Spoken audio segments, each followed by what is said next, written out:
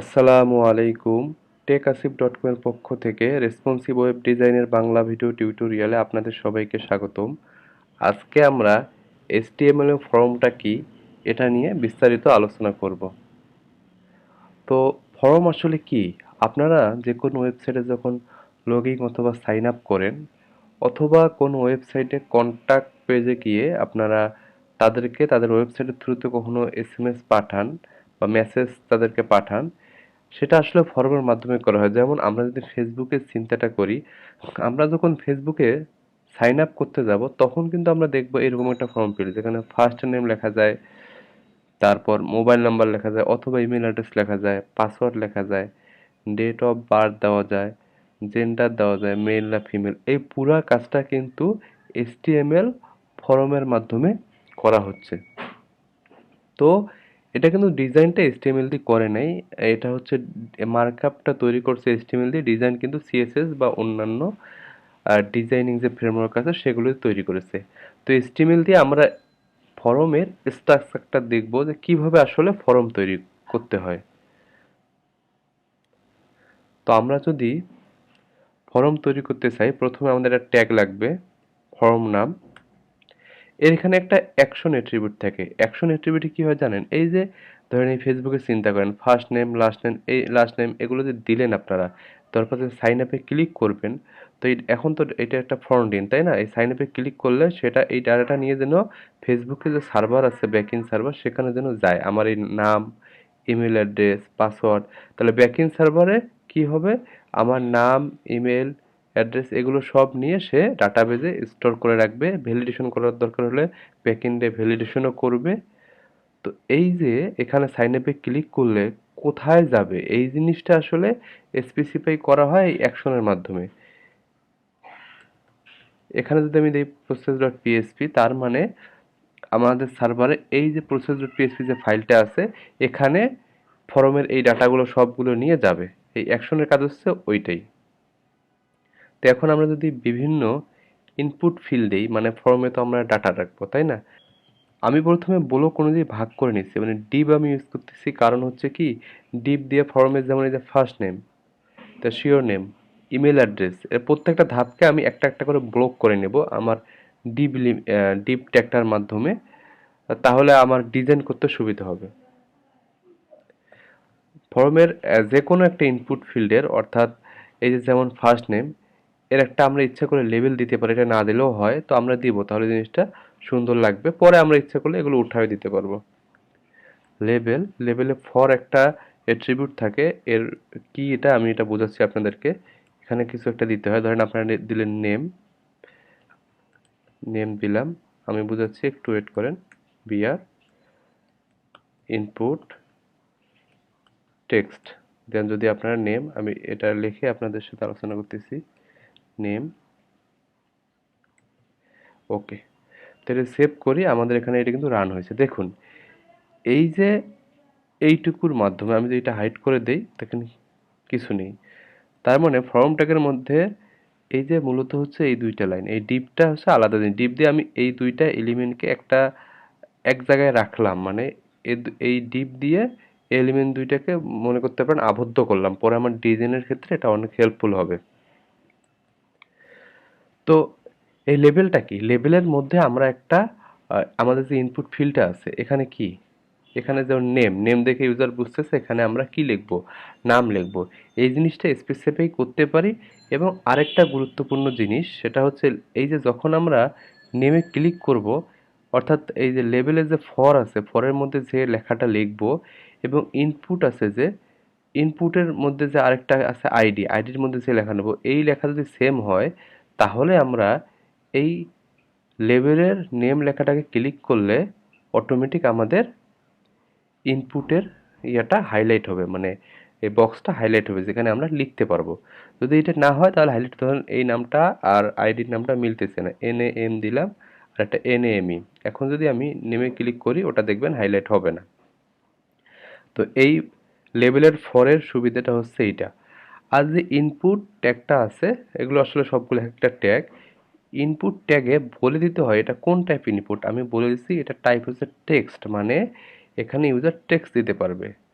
আর এই নেম কি, অর্থাৎ আমরা যে একটু আগে ফেসবুকে জিনিসটা দেখলাম, এখানে সাবমিট হলে অর্থাৎ সাইন আপ হলে যে ব্যাকএন্ডে কোনো একটা ফাইলে চলে যাবে ডাটাগুলো নিয়ে, তো ব্যাকএন্ড এই বিভিন্ন ইনপুট ফিল্ডের ডাটাটা কিভাবে পাবে, এই নেমের মাধ্যমে, নেম অ্যাট্রিবিউটের মাধ্যমে সে বিভিন্ন ফিল্ডের ডাটা পাবে। তার মানে আমাদের এই ফর্মের এই যে ইনপুট ফিল্ডটা, এই যদি ডাটাটা ব্যাকএন্ড পেতে চায়, সেক্ষেত্রে তাকে এই নেম অ্যাট্রিবিউটটা ইউজ করতে হবে। আমরা এটার নাম অন্যও দিতে পারি, এবিসিও দিতে পারি, হ্যাঁ, এটা আমাদের ইচ্ছা। তো এটাই হচ্ছে টেক্সট ইনপুট।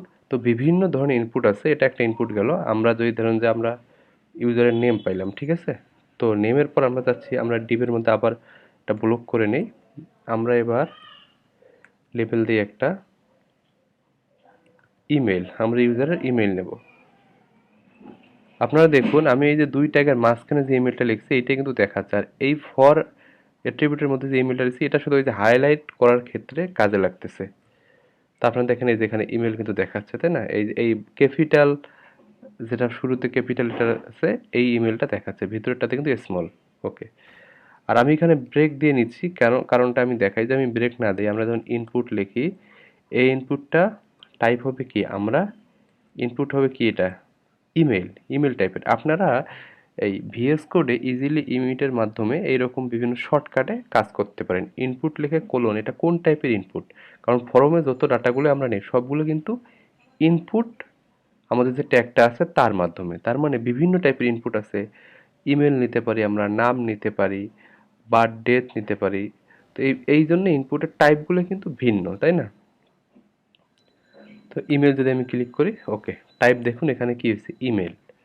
নেম দিলাম ইএমএআইএল, ইমেল, কারণ এটা ব্যাকএন্ড এই ইমেল নামে এই ইনপুটের ডাটাটা নিতে পারবে। আর আইডিটা আমরা এই যে লেবেলের ফরের সাথে মিল করে দিব, তাহলে কি হবে, ওখানে ক্লিক করলে এটা হাইলাইট হবে। ওকে, এখন দেখুন এই যে একসাথে দেখাচ্ছে, তাই না?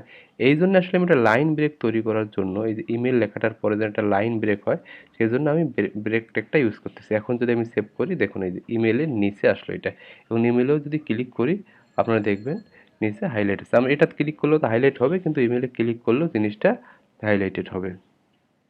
তো আরেকটা জিনিস সেটা আমি একটু বলে নিই, সেটা হচ্ছে এই যে আমরা ব্লক করে নিলাম, এটা সুবিধাতে কি, এটা আমি জাস্ট এক লাইনে একটা ইনলাইন সিএসএস লিখে আপনাদের বোঝাচ্ছি।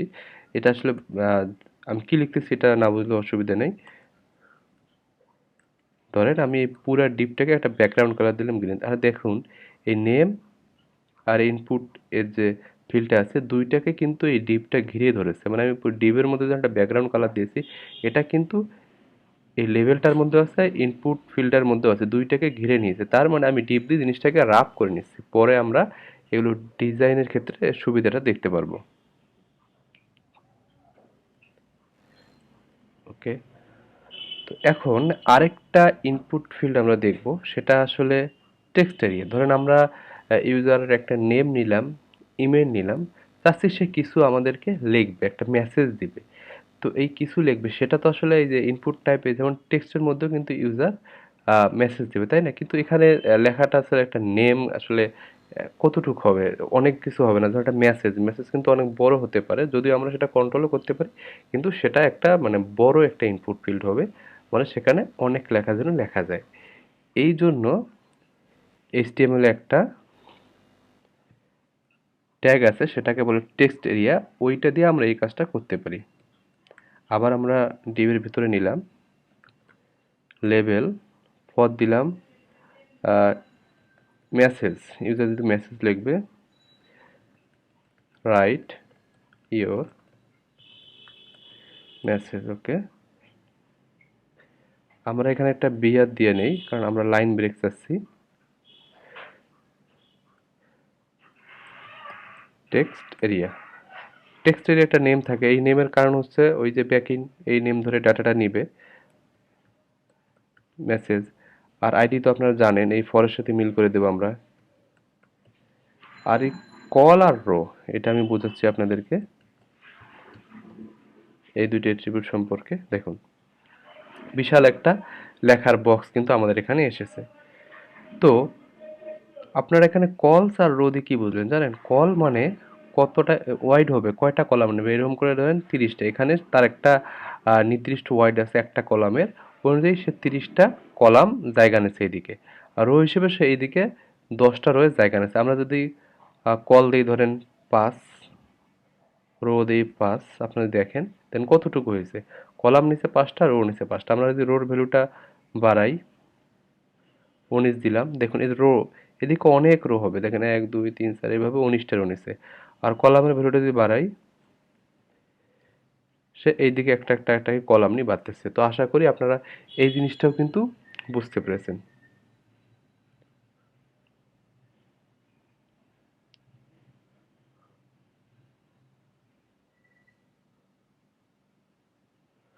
আরেকটা জিনিস আপনাদের মনে কোশ্চিন আসতে পারে, সেটা হচ্ছে আহ, যে আমরা আসলে এই যে যেমন ইমেলেও তো কি করলাম, ইমেলেও আমরা লিখলাম, নেমেও আমরা লিখলাম, তাই না?